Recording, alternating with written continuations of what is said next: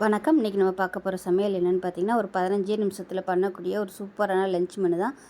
மணக்க ஜீரக சம்பா ரைஸில் தேங்காய் பால் தக்காளி சாதமும், அதுக்கு சைடிஷாக தொட்டு சாப்பிட்ற மாதிரி ஒரு முட்டை வறுவல் இல்லை முட்டை தொக்கு எப்படினாலும் வச்சுக்கலாம். ரெண்டுமே காம்பினேஷன் சூப்பராக இருக்கும். ஈஸியாகவும் பண்ணிடலாம். பேச்சுலர்ஸ் கூட நீங்கள் இது மாதிரி ஈஸியாக செய்யலாம். நல்ல வாசனையாகவும் இருக்கும். வாங்க அது எப்படி செய்யலாங்கிறத பார்க்கலாம். இப்போ ஒரு குக்கர் எடுத்துக்கலாம். தேவையான அளவுக்கு எண்ணெய் சேர்த்துக்கலாம். இதில் நெய் கலந்து சேர்க்குறனாலும் சேர்த்துக்கலாம். எண்ணெய் சூடானதும் பட்டை, கிராம்பு, ஏலக்காய், பிரியாணி இலை, கல்பாசி, ஒரு டீஸ்பூன் போல் சோம்பு இது எல்லாத்தையும் சேர்த்துக்கலாம். இப்போ எல்லாமே பொரிய ஆரம்பிக்குது. இப்போ இதில் ஒரு 4 பச்சை மிளகாய் நீளமாக நறுக்குன பெரிய வெங்காயம் அதில் ஒரு 2 கைப்பிடி அளவுக்கு சேர்த்துக்கலாம்.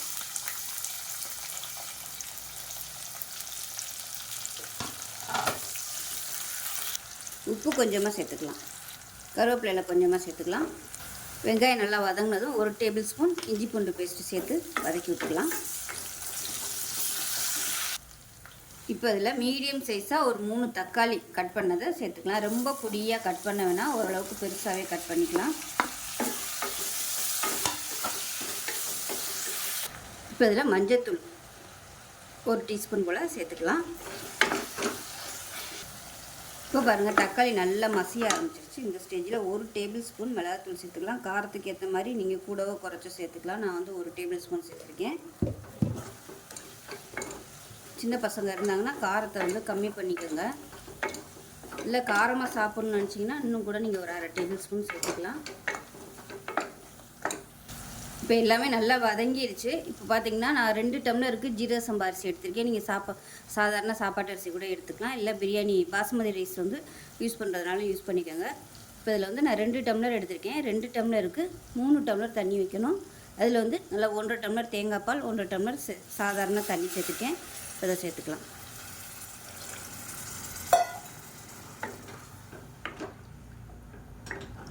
நீங்கள் சாதாரண சாப்பாட்டு அரிசி யூஸ் பண்ணுறதா இருந்தால் 1 டம்ளருக்கு 2 டம்ளர் தண்ணி வைங்க. இல்லை ஜீரக சம்பா அரிசி பாஸ்மதி அரிசி யூஸ் பண்ணுறீங்கன்னா 1 டம்ளருக்கு 1.5 டம்ளர் தண்ணி வைங்க. இப்போ இது வந்து கொதிக்கட்டும். உப்பு கொஞ்சம் கம்மியாக இருக்குது, உப்பு சேர்த்துக்கலாம்.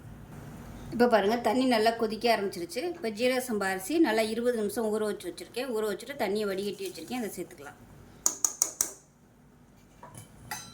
இந்த அரிசி தான் சேர்க்கணுன்னு அவசியம் இல்லை. உங்களுக்கு எந்த அரிசி விருப்பப்படுதோ அதை நீங்கள் வந்து சேர்த்துக்கலாம். இப்போ நல்லா கலந்து விட்டுட்டு குக்கரை மூடி வச்சிடலாம். மூடி வச்சுட்டு 2 விசில் விட்டிங்கன்னா போதும்.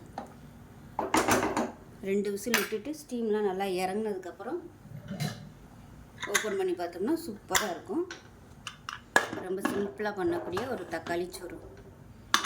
2 விசில் வந்ததுக்கப்புறம் பார்க்கலாம். இப்போ முட்டை தொக்கு பண்ணுறதுக்கு ஒரு பேன் எடுத்துக்கலாம். தேவையான அளவுக்கு எண்ணெய் சேர்த்துக்கலாம்.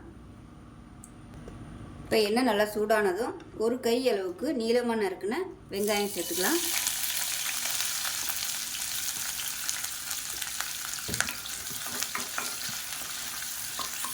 இது கூடவே கருவேப்பிலை சேர்த்துக்கலாம்.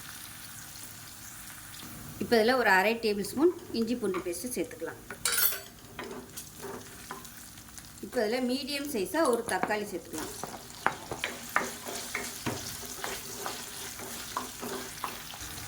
இப்போ தக்காளி நல்லா மசிய ஆரம்பிச்சிருச்சு. இதில் வந்து 1 டீஸ்பூன் போல் மஞ்சள்தூள் சேர்த்துக்கலாம். 1/2 டேபிள் ஸ்பூன் தனியாத்தூள், அதே போல் 1/2 டேபிள் ஸ்பூன் மிளகுத்தூள், 1/2 டேபிள் ஸ்பூன் சோம்புத்தூள்,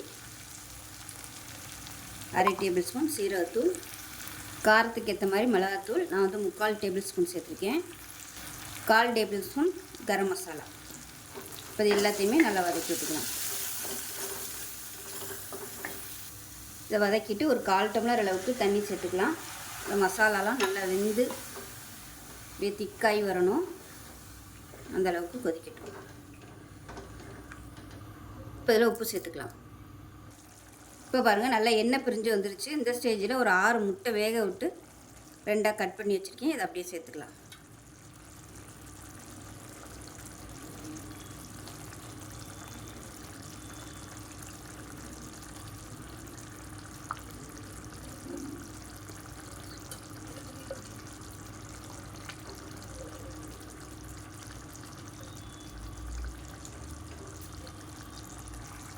இப்போ ஒரு சைடு திருப்பி விட்டுக்கலாம். இப்படியே நல்லா ரோஸ்ட் ஆகட்டும். இந்த மசாலா எல்லாமே இந்த முட்டையில் இறங்கணும்.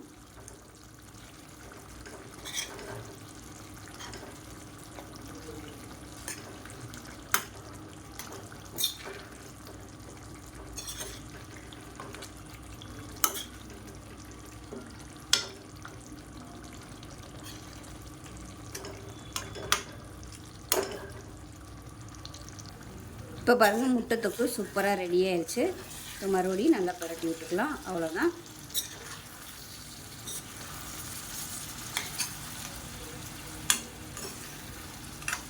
இப்போ சூப்பராக ரெடி ஆயிடுச்சு. இப்போ கேஸ் அமர்த்திடலாம். இப்போ பாருங்கள், தக்காளி சோறும் சூப்பராக ரெடி ஆயிடுச்சு. பாருங்கள், நல்லா உதிரி உதிரியாக அருமையாக இருக்குது. ஸோ ரெண்டுமே ரொம்ப சிம்பிளாக ஒரு 15 நிமிஷத்தில் பண்ணக்கூடிய ஒரு சூப்பரான லஞ்ச் மெனு. செஞ்சு பாருங்கள். செஞ்சு பார்த்துட்டு எப்படி வந்துச்சுங்கிறத சொல்லுங்கள். வீடியோ பிடிச்சிச்சின்னா லைக் பண்ணுங்கள், கமெண்ட் பண்ணுங்கள், சேனலை சப்ஸ்கிரைப் பண்ணுங்கள், பக்கத்தில் பெல் பட்டனையும் ப்ரெஸ் பண்ணுங்கள். நன்றி.